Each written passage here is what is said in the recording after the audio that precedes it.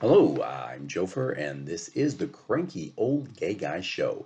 And we're sitting here today, which is June 27th, and this evening is the first presidential debate between President Joe Biden and indicted felon ex-president Donald Trump. Ah, boy, we live in exciting times, don't we? America, where dreams have gone to die. But we don't want it to be that way. We're not going to think that way. And right now we're going to move on to something else, which is LGBTQ plus rights. Let's talk about those for a minute. Right now, you have the right as a gay queer person. And I say the word queer, meaning encompassing everyone. I'm not using it as a slur and I'm not using it as a put down. I know for some people it brings up really negative connotations. I grew up in a time when being called queer was one of the worst things you could be called, and I got called it by many a bully. But the younger generation has reclaimed that word and they're bringing it out of the dark ages into present times. And I'm going to try to embrace that. So if you hear me slip up and say queer when I'm referring to the gay community in general, because believe it or not, gay once encompassed more than one of the subgroups that are in there as well. That's what I'm talking about. So right now, as an LGBTQIA member, we have the right to marry someone of the same sex. We also have protections under law in regards to your job. You can't be fired for being gay or your sexual orientation or under gender. The same is true for housing under the Fair Housing Act. And what we don't have is protection from police harassment and entrapment. But maybe one day that will come. So the rights that I just mentioned weren't always there. And it took activists a long time pushing Congress and pushing their legislators, etc., to get these things passed. So now that they're in place and you have grown accustomed to them, what would you do and how would you feel if they all went away? What if tomorrow you woke up and that man or woman that you're married to, you're no longer legally married to them?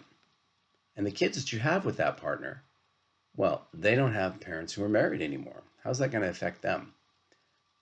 What do you think you would do if that situation arose? Now, you might say, oh, that's not going to happen. We have rights now. Well, all those rights can go away. Why? Because there are certain members of Congress who don't believe that you should have rights. In fact, one of them, a representative from Georgia named Marjorie, says that kind of nonsense every time she opens her mouth. She's anti-trans. She's anti-trans kids. She's anti-books with gay and lesbian characters. She is anti-drag performers. She is anti-woman. That's right, anti-woman. She voted to take away all the rights of women to take care of their own bodies and make decisions about their own bodies. And if it was up to her, there would be a national ban on abortions, period. And if it was up to Trump, God forbid he should ever be in office again, he would like to punish and imprison women who have an abortion. He would like to imprison doctors who may assist in an abortion.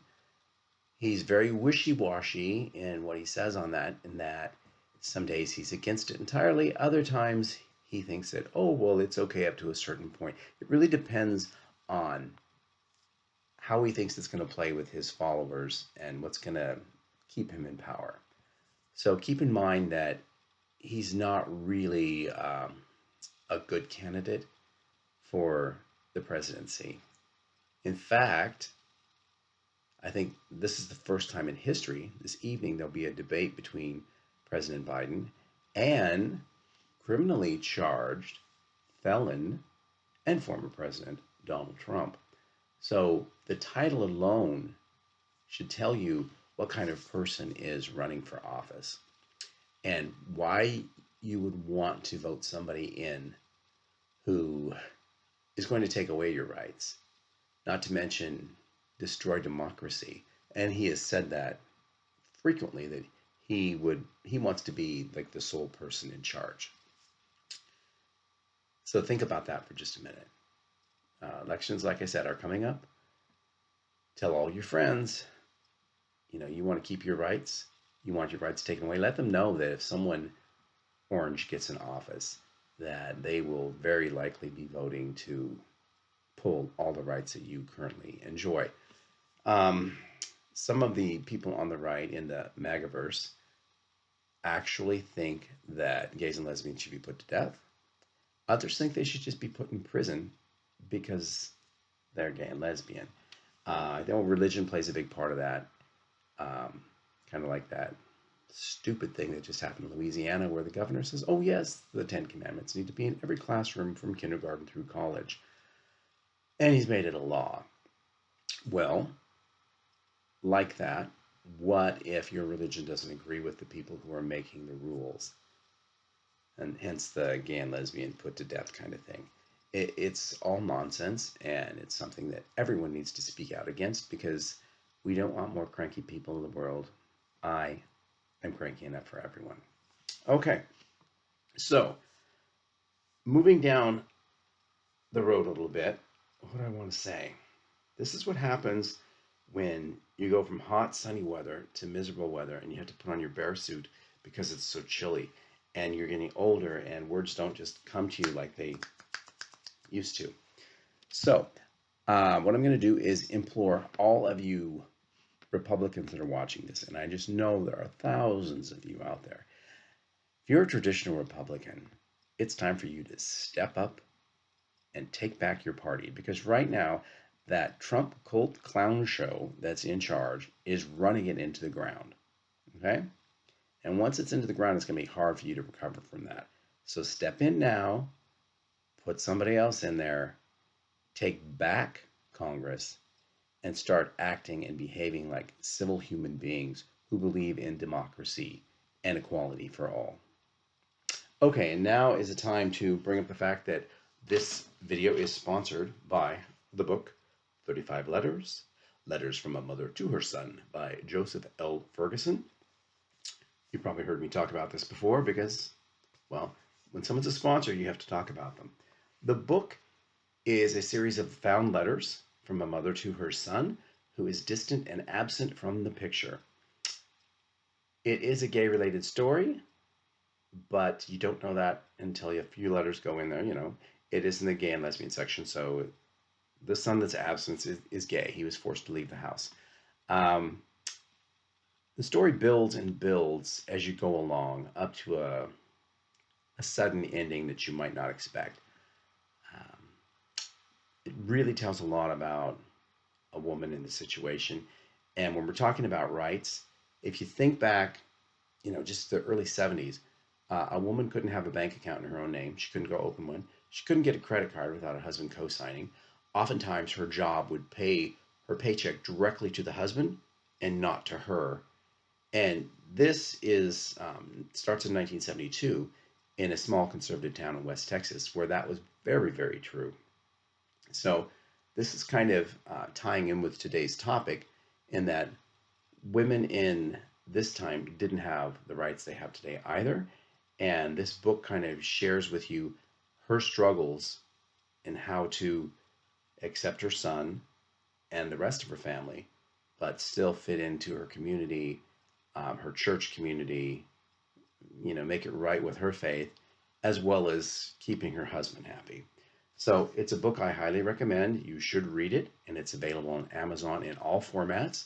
If you want an Audible copy, it's also available in an Audible format, and it is narrated by a wonderful voice actress from New Mexico, right on the border of West Texas.